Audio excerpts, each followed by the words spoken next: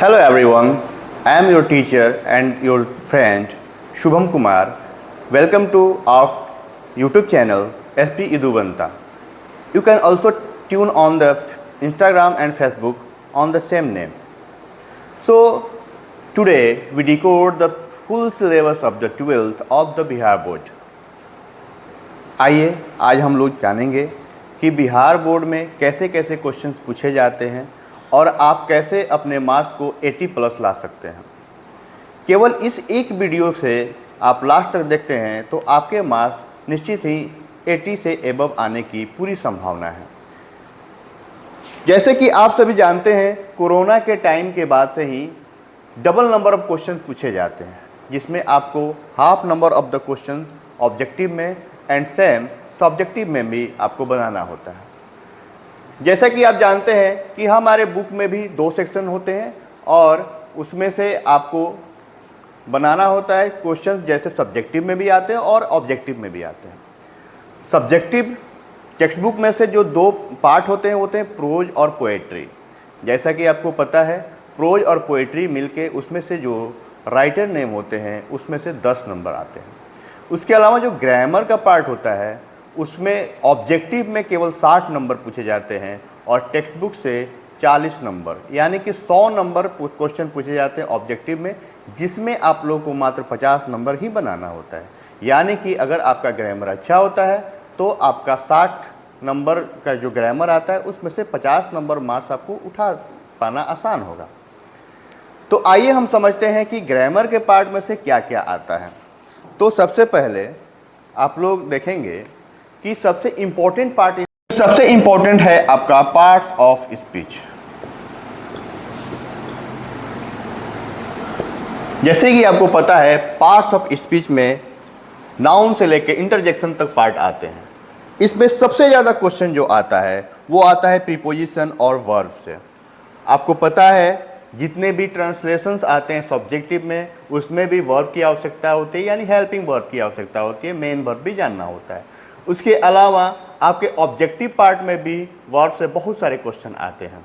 यानी कि अगर आपको वर्ब पता है तो आपके ट्रांसलेशन सब्जेक्टिव में बन जाएंगे और ऑब्जेक्टिव में भी जितने भी क्वेश्चंस आते हैं वह भी आप टैग कर पाइएगा।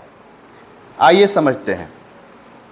अगर पार्ट्स ऑफ स्पीच आप पढ़ लेते हैं तो पार्ट्स ऑफ स्पीच में केवल वर्ब से, पिछली बार की मैं बात कर रहा हूं, यानी 2025 के एनुअल एग्जाम की बात मैं कर रहा हूं, वर्ब से केवल क्वेश्चन आए थे 9 ऑब्जेक्टिव में। उसके बाद आपके प्रीपोजिशन से क्वेश्चन आए थे 10। यानी कि अगर आपका 2 चैप्टर ही क्लियर रहता तो आप इससे ही उठा पाते कितने नंबर, लगभग 19 नंबर। उसके बाद से एडजेक्टिव से आए थे 2 नंबर।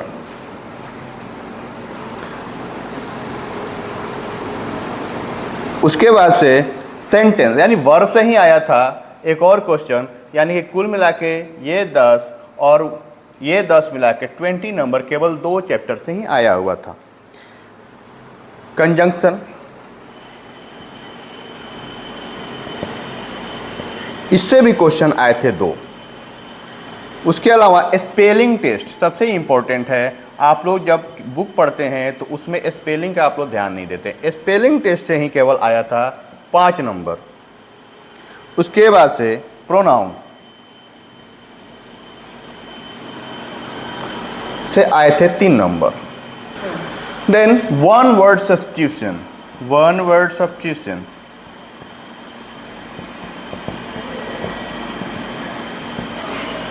इससे भी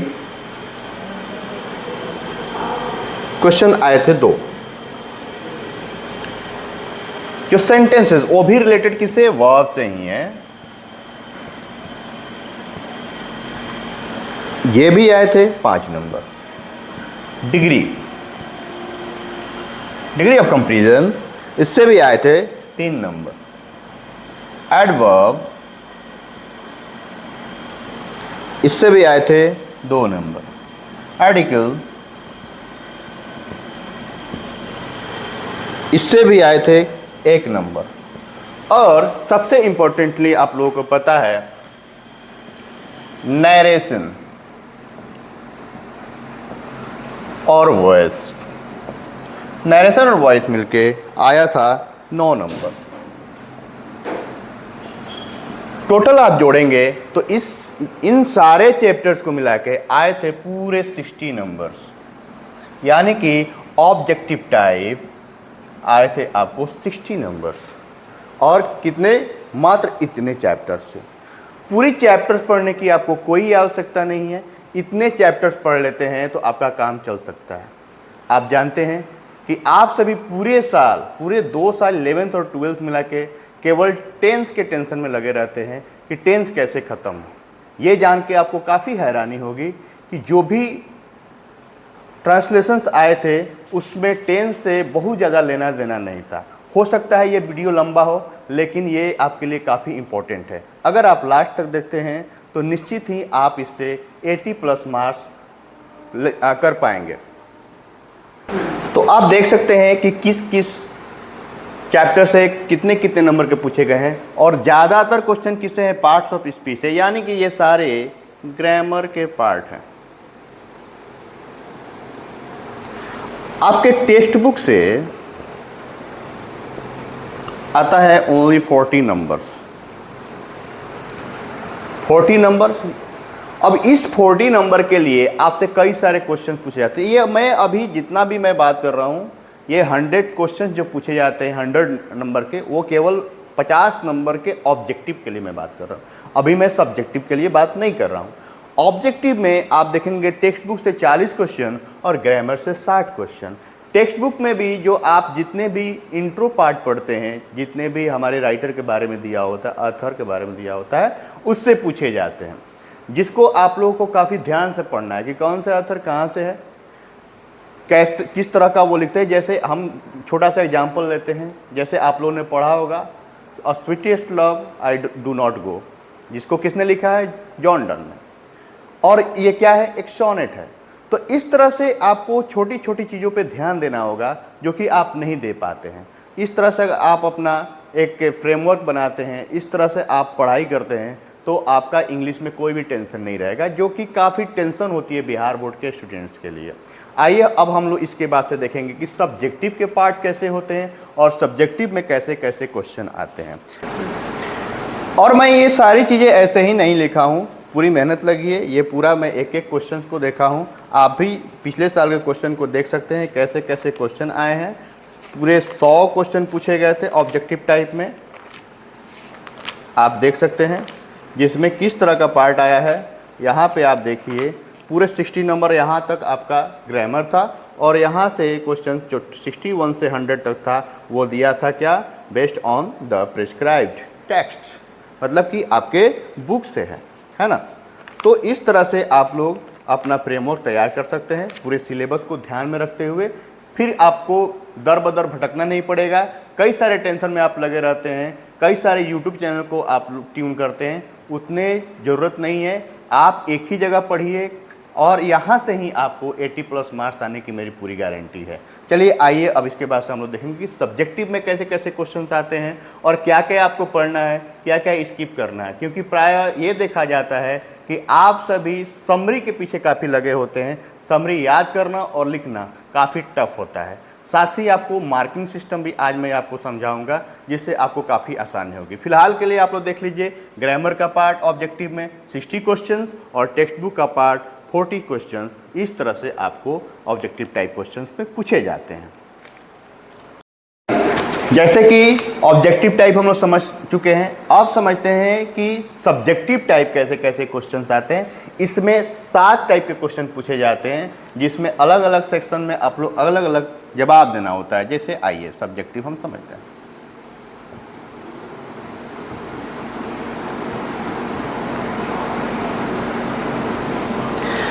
सबसे पहले आपसे पूछा जाता है ऐसे, जिसमें नंबर ऑफ क्वेश्चंस होते हैं 5। आपको जवाब देना होता है केवल एक का, और ये होता है टोटल 8 मार्क्स का।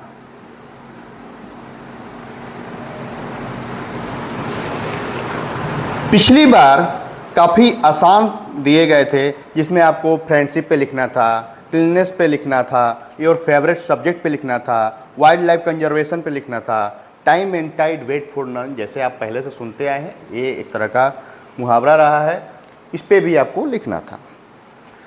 दूसरे नंबर क्वेश्चंस में आपसे पूछा जाता है explain any one of the following, मतलब कि लाइनें दे दी जाती है और आपसे पूछा जाता है कि इसका एक्सप्लेनेशन दीजिए। आप इसमें देखेंगे इसमें 3 क्वेश्चन पूछे जाते हैं, 4 क्वेश्चन इसमें रहते हैं।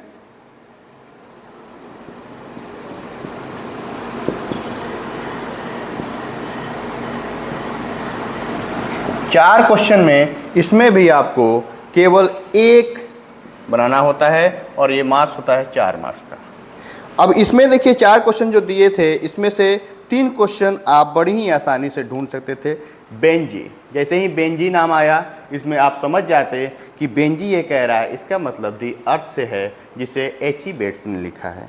उसके बाद से एक और आया है, ये दिया है क्लियरली इन्फेंट। इन्फेंट जैसे ही आया आप समझ जाते ये कहाँ से है, अ चाइल्ड इज बर्न, ठीक है, जिसको किसने लिखा है, जर्मन ग्रीर ने। तो ये सब काफ़ी आसान लाइनें हैं, और जब आप लिख देते हैं कि ये कहाँ से लिया गया है और उसके राइटर कौन है, तो आपको आराम से 2 नंबर मिल जाते हैं, और 2 नंबर मिलते हैं इसके एक्सप्लेनेशन के लिए। यानी कि 4 नंबर का आपको पता भी नहीं है लिखना, केवल ये चीज़ लिख लेते हैं कि कहाँ से लिया गया है लाइन और किसने लिखा है, तो आपको 2 नंबर आसानी से फाइंड आउट हो जाते हैं। फिर अगला क्वेश्चन है 3 नंबर, वो भी ये सेम ही है, उसमें भी लाइन दी जाती है प्रोज से, और उसमें आपको ढूंढ के लिखना होता है। एक पोइट्री से होता है और एक प्रोज से होता है, ठीक है। तो इसमें जो लाइन दी गई है, जैसे ही गार्डन की बात आती है, ग्रीन की बात आती है, इसका मतलब ये कहाँ से है, टू ऑटोमन से, और लिखा किसने है, जॉन कीट्स ने। उसके बाद से जैसे ही इसमें आती है licking thumbs, engaging in doing complicated long division sums, इसका मतलब ये कहाँ से है, द मैकाबिटी से, और ये किसने लिखा है, टी.एस. इलियट ने। तो सेम ही चीज़ होता है, 4 क्वेश्चन पूछे जाते हैं, एक क्वेश्चन आपको आंसर करना है, और ये भी होते हैं 4 नंबर के, ठीक है।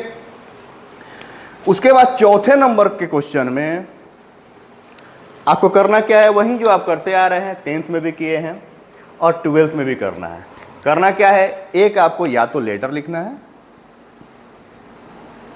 या एप्लीकेशन लिखना है। इसमें भी मार्किंग सिस्टम सेम होता है। अगर आपने इसे भी लेटर या एप्लीकेशन आप लिखते हैं तो आपको केवल एक ही देना है, क्वेश्चन पूछे जाते हैं 2 और आपको देना है 1, तो इसमें भी आपको मार्क्स मिलते हैं पूरे के पूरे 5, ठीक है। आप तो देख सकते हैं कैसे कैसे मार्किंग सिस्टम होता है। अब आपको पता है एप्लीकेशन में फॉर्मेट होता है, बॉडी होता है, एक्यूरेसी होती है। एक्यूरेसी पे आप लोग को अगर ध्यान भी नहीं है कोई बात नहीं, आपका केवल 1 मार्क्स कटेगा। फॉर्मेट और बॉडी आपका बढ़िया है तो इसका मतलब 3 नंबर। बॉडी का मतलब आपका बॉडी नहीं, लिखने का तरीका, ठीक है। बॉडी ऐसा नहीं बॉडी बना लेना पूरी तरह से और चले जाना, नहीं। एग्जामिनेशन में आपके बॉडी से मतलब नहीं है, एग्जामिनेशन में आपके लिखावट के बॉडी से मतलब है। तो आपको क्या करना है कि आपको फॉर्मेट सही रखनी है, बॉडी उसकी सही रखनी है, यानी कि लिखना जिससे ढंग से लिखाया गया होता है उसी ढंग से लिखना होता है। अब आपको पता है, आपके टीचर्स पढ़ाए भी होंगे कि आपको पिछली बार जो आया है मैं बता दे रहा हूँ, write an application to your class teacher for extra classes in Sanskrit. अब extra classes in Sanskrit, maths, English, किसी में भी आपको लिखाया गया हो, बस सब्जेक्ट का नाम चेंज कर देना है, बाकी सब वहीं का वहीं आपको लिख देना है। इसमें कोई बड़ी दिक्कत नहीं होनी चाहिए। जो 5 नंबर क्वेश्चन है, हो सकता है कि बहुत सारे बच्चे कहें कि नहीं चलो कोई बात नहीं 10 नंबर का हम छोड़ ही देते हैं। तो इसमें क्या करना है, आपको आंसर एनी 5 करना है इसमें, यानी कि आंसर क्वेश्चन। इसमें आपको पूछे जाते हैं टोटल क्वेश्चन 10 और देना होता है 5, और ये होते हैं टोटल 10 मार्क्स के, यानी कि एक क्वेश्चन होता है आपको 5 मार्क्स का, 2 मार्क्स का, ठीक है। 5 आपको आंसर देना है, 10 नंबर के टोटल होते हैं, और क्वेश्चन पूछे जाते हैं टोटल 10, ठीक है। जिसमें आप बड़ी आसानी से 5 क्वेश्चन का आंसर दे सकते हैं, ऐसा नहीं कि नहीं दे सकते हैं। लेकिन आप लोग याद करना चूँकि नहीं चाहते हैं तो इसको हम अभी फ़िलहाल के लिए कहेंगे कि चलिए छोड़ के चलिए आगे चलते हैं, क्योंकि हमारा टारगेट 80 नंबर का है। 60 नंबर तो उधर 60 में आपको 85 लाना ऑब्जेक्टिव में, मैं समझा दिया हूँ कैसे। अब आगे समझते हैं इसमें कैसे। अब अगला जो क्वेश्चन है 6 नंबर क्वेश्चन में आपसे टोटल क्वेश्चन पूछे जाते हैं 6, और 6 में आपको आंसर करना है 3। और आपको जान के बड़ी खुशी होगी कि इसमें प्रोज और पोएट्री मिल के जो राइटर का नेम है वो 5-5 नंबर का आता है मैच द फॉलोइंग में।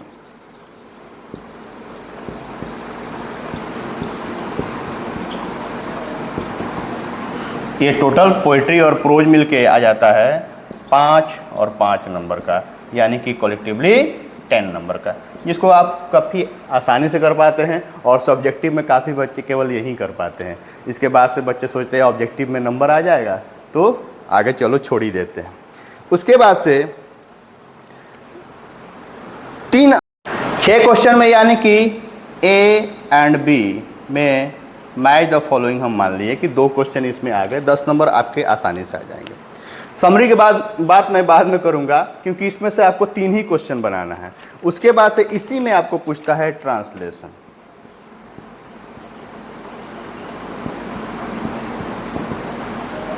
जो पूछा जाता है 10 और बनाना होता है आपको 5, होता है 5 नंबर का। कलेक्टिवली क्वेश्चन नंबर 6 से आपको लाना होता है कितना, 15 नंबर, और 15 नंबर का ये 3 से आ जाता है। बाकी जो 3 होते हैं उसमें से आपको, इसमें से आपको हो जाता है जो समरी होता है वो। उसके बाद से एक क्वेश्चन जो आता है वो write a short notes on the middle English. उसके बाद से what is the difference between a drama and story, what is the future of English as a global language, मतलब कि जो आपको एक्स्ट्रा बुक एक पढ़ाया जाता होगा story history of the English, उसमें से आपको क्वेश्चंस आते हैं। तो अब आप देखिए, अगर 3 चीज़ों पे इस पे फोकस कर देते हैं तो आपको किसी तरह का समरी याद करने की आवश्यकता नहीं है। हालांकि मैं आपको समरी आगे के क्लासेज में लिखाऊंगा और बड़ी आसानी से आप याद कर पाएंगे, क्योंकि समरी में 2 पन्ना 4 पन्ना लिखने की आवश्यकता नहीं होती है। समरी का मतलब ही होता है पूरे चैप्टर को आप कम से कम लाइन में कैसे समझा पाते हैं, उसको मैं फिर बाद में बताऊंगा। अब इसमें देखिए जो आपको ट्रांसलेशन पूछे गए हैं वो पिछली बार 8 पूछे गए थे, जिसमें से आपको 5 बनाना था। अब आप इसमें बताइएगा कि कौन कौन से टेंसेज लगे हैं, क्या इसमें केवल टेंस पढ़ना ही ज़रूरी है या टेंस से कम में भी आपका काम चल जाएगा। मैं बहुत बीमार हूँ, क्या तुम कल मेरे घर आओगे। रमेश ने एक किताब खरीदी। मुझे चित्र बनाना पसंद है। कार्तिक हमेशा मेरे साथ खेलता है। कुत्ता भौंक रहा है। हमें पर्यावरण की रक्षा करनी चाहिए। मुझे हिंदी सीखना पसंद है। यही 8 ट्रांसलेशंस आए थे। अब आप बताइए, क्या केवल टेंस का टेंशन लेने से काम चलेगा या बिना टेंस के टेंशन से भी काम चल जाएगा। यही आपका पूरा सिलेबस है। अगर आप इस 10 नंबर को भी छोड़ देते हैं तब भी आपको जितना मैं समझाया उतने से आपका 90 मार्क्स आप कर पाएंगे। इसमें आपको क्या करना है, आप बिना समरी किए और बिना क्वेश्चन आंसर किए आपका काम चल जाएगा और आप आराम से 90 मार्क्स ला लीजिएगा। इस तरह से आप मेरे साथ बने रहिए और आपके लिए मैं ये गारंटी लेता हूँ, अगर आप मेरे साथ बने रहते हैं, मेरे अनुसार चलते हैं तो आपका 80+ मार्क्स आना इंग्लिश में तय है। आपके एग्जामिनेशन से पहले तक आपका पूरा सिलेबस समाप्त रहेगा, जिससे आपको नंबर्स आ जाएं। Thank you for the watch.